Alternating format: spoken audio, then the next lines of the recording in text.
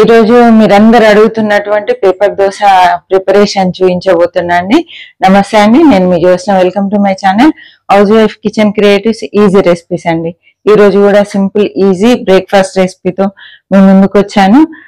అది ఎలా చేయాలి, ఏంటి, పిండి ఎలా నానబెట్టుకోవాలి అన్ని ఈ రోజు మీకు షేర్ చేయబోతున్నా అండి. చాలా సూపర్ గా ఉంటది. చూస్తున్న ప్రతి ఒక్కరు తప్పకుండా లైక్ చేయండి, నచ్చినట్లయితే సబ్స్క్రైబ్ చేయండి. ఓకే అండి, స్టార్ట్ చేసుకున్నాం. ఈ చిన్న గ్లాస్ తీసుకున్నాను. దీంట్లో రేషన్ బియ్యం అండి, కంట్రోల్ రైస్ ఉంటది కదండి, ఆ రైస్ తీసుకున్నాను. 3 గ్లాసెస్ రైస్ వేసుకుందాం. ముందుగా ఏ బియ్యం అయినా పర్లేదు, 3 గ్లాసులు బియ్యం తీసుకోండి. బాస్మతి బియ్యం మాత్రం వద్దండి, నూకలైనా పర్లే, నార్మల్ అంటే మనం తినే మసూరా అయినా ఏం లేదు, ఏవైనా పర్లేదండి. బియ్యం మాత్రం 3 గ్లాసెస్ తీసుకోండి. చూసారు కదా, 3 గ్లాసుల బియ్యము, వీటికి 1 గ్లాసు మినపప్పు అండి.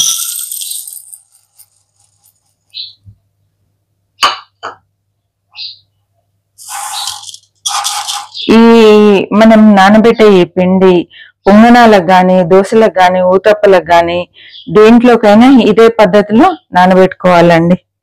అదేవిధంగా 1 గ్లాసు పచ్చిశనగపప్పు వేసుకోవాలి. దీంతో దోశలకు కమ్మటి రుచి వస్తుందండి. చూసారా, 1 గ్లాసు. 1 గ్లాసు అటుకులండి, కొంచెం 1 గ్లాస్ కంటే కొంచెం ఎక్కువ వేసుకున్నా పర్లేదు. దీంతో కమ్మదనం వస్తుంది, తర్వాత దోశలకి మంచి కలర్ వస్తుందండి. కింద క్రిస్పీగా ఉంటాయి, లోపల సైడ్ కొంచెం సాఫ్ట్ గా అవుతుంది, మంచి స్మెల్ వస్తుంది, టేస్ట్ వస్తుంది, తర్వాత కలర్ వస్తుంది. కాబట్టి అటుకులు వేయడం మర్చిపోవద్దండి, తప్పనిసరిగా అటుకులు వేయండి.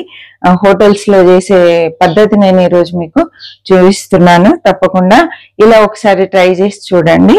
ఓకే అండి, ఇది ఒక విడిగా ఇంకొక బౌల్లో వేస్తున్నాను. వీటితో పాటు అటుకులు నానబెట్టొద్దండి, అటుకులు సపరేట్ గా నానబెట్టాలి.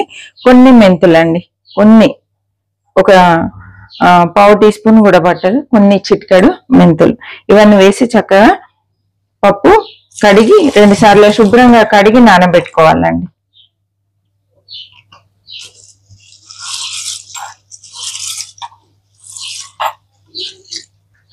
ఒక 3 సార్లు శుభ్రంగా బియ్యం కడిగానండి. ఇప్పుడు నీళ్లు పోసి నానబెట్టేసుకుందాం. ఇదైతే ఈవినింగ్ టైంలో నానబెడుతున్నాను. ఇది ఒక 3 గంటలు ఈ బియ్యం నానితే సరిపోతుందండి. పైన నురుగొచ్చి పొంగులాగా వచ్చి పుల్లటి స్మెల్ వచ్చే వరకు నానబెట్టద్దు, అప్పుడు దోశలు అస్సలు బాగుండాయండి, టేస్ట్ బాగుండదు.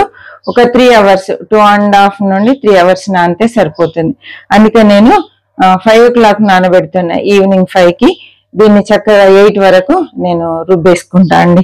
ఇప్పుడు చూడండి, ఇది కూడా మూత పెట్టి దీనిపైన ఈ అటుకులు పెట్టేసి అటుకులు కూడా కడిగి నానబెట్టేసుకుందామండి. కొంచెం చిన్న చిన్న చిట్కాలతోటే ఈ దోశలకి టేస్ట్ వస్తుంది, అంతే అండి.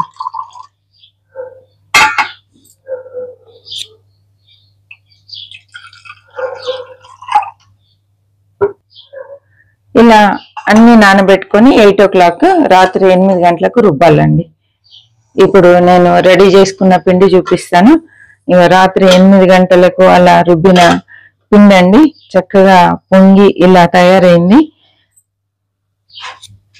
తర్వాత పిండిలో ఉప్పు కానీ ఏం వేయని అవసరం లేదు. ఇక చూడండి పిండి ఎంత పర్ఫెక్ట్ గా రెడీ అయిందో, చూసారా.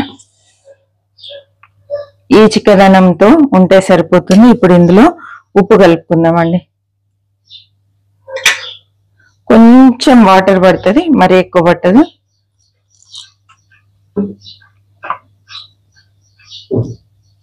ఇలా గంట జారుడు ఉంటే సరిపోతుందండి.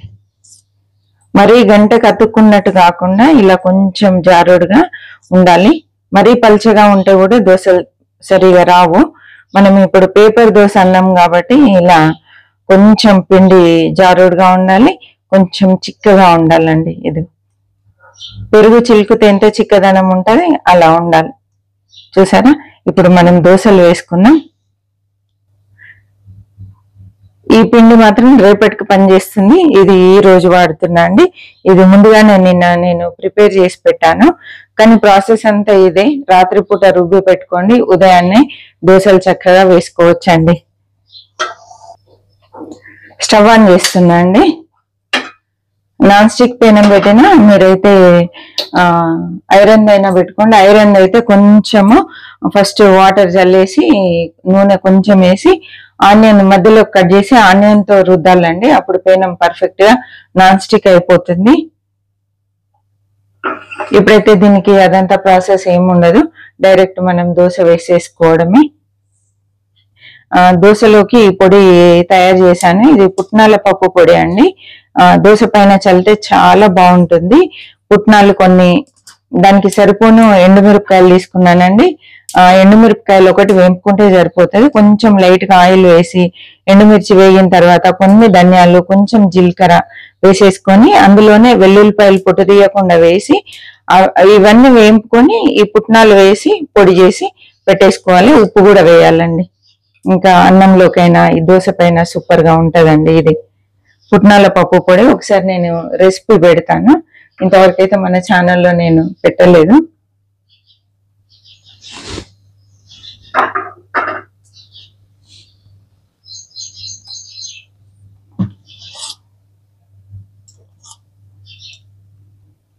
పెనం చక్కగా అంత ఈక్వల్ గా వేడి కావాలండి. ముందుగా వేడైన తర్వాత ఈ వేడి ఇట్లా చూస్తే మనకు తెలిసిపోతుంది.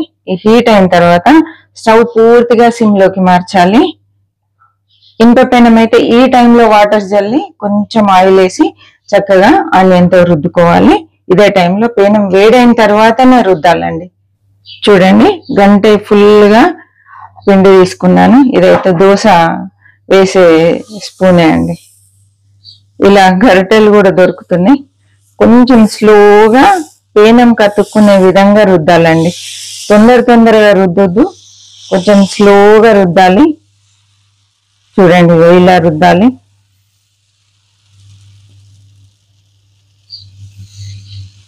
మీకు డౌట్ రావచ్చు, అంటే ఇంత స్లోగా మీరు రుద్దుతున్నారు కదా, మరి అంటే పిండి లావుగా రాదా, లేకపోతే అంతసేపు ఉంటుందా అని చెప్పి మీకు డౌట్ రావచ్చు. కానీ ఏం కాదండి. మనం వేసిన తర్వాత శరతంతో ఇలా అనాలి. అప్పుడు దోశ పేపర్ లాగా తయారవుతుందండి. కొంచెం స్టవ్ హైలోకి మార్చాను.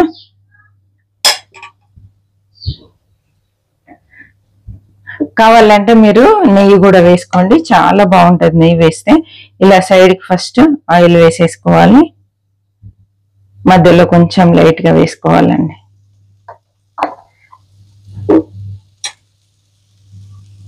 ఇలా ఎక్స్ట్రా ఉన్న పిండి మాత్రం ఇలా అనేసేయాలి. నాకు అక్కడక్కడ ఎక్స్ట్రా వస్తుంది కదండి, అది కావాలంటే మనం తీసేయచ్చు కూడా, కానీ అవసరం లేదు. ఇలా మనం చక్కగా రుద్దామనుకోండి, శరతంతో పేపర్ లాగా తయారవుతుంది. పేపర్ ఎంత సన్నగా ఉంటే ఇప్పుడు మన దోశ అంత సన్నగా వస్తుందండి. ఇలా రుద్దిన తర్వాత ఇప్పుడు మనం స్టవ్ తగ్గించేసి కొంచెం పప్పుల పొడి వేసుకుందాం.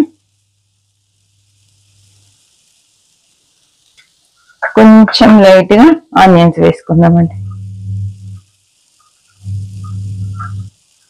ఆనియన్, క్యారెట్ ఇలా ఏదైనా వేసుకోవచ్చండి. ఇంకా మీకు తెలిసిన విషయమే.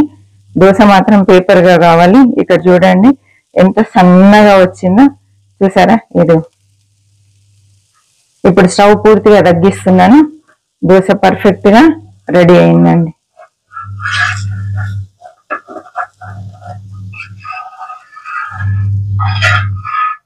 చూడండి ఎంత పల్చగా ఉందో. ఈ కలర్ చూడండి, చూసారా? ప్లేట్లోకి తీసుకుంటున్నాను. నేనైతే పల్లి చట్నీ చేశానండి. దోశలోకి కానీ టిఫిన్స్ లోకి పల్లి చట్నీ చేస్తే పల్లీలతో పాటు కొన్ని గుప్పెడు పుట్నాలు కూడా వేస్తే రుచి బాగుంటదండి. ఇంకొక దోశ వేసుకుందాం. చూడండి, సిమ్ చేసేయాలి, స్టవ్ ని స్లోగా రుద్దాలి, అంతే. ఇక మనం రుద్దిన ప్లేస్ లో నీట్ గా వచ్చేంత వరకు రుద్దాలండి. ఇట్లా నీట్ గా కనబడాలి. చూడండి.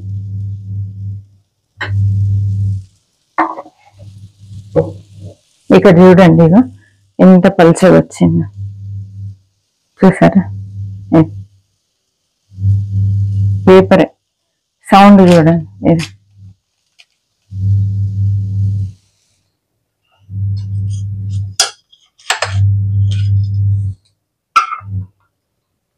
చూసారా పేపర్ దోశ ఎంత బాగా వచ్చిందో.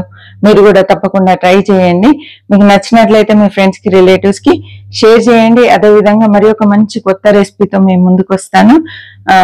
కొత్తగా చూస్తున్న వాళ్ళు ప్రీవియస్ వీడియోస్ చూడండి. నచ్చితే, బాగున్నాయి అనిపిస్తే తప్పకుండా సబ్స్క్రైబ్ చేసి అందులో ఆల్ అనే ఆప్షన్ సెలెక్ట్ చేయండి. అప్పుడు నేను పెట్టే ప్రతి వీడియో మీకు నోటిఫికేషన్ రూపంలో రావడం జరుగుతుందండి.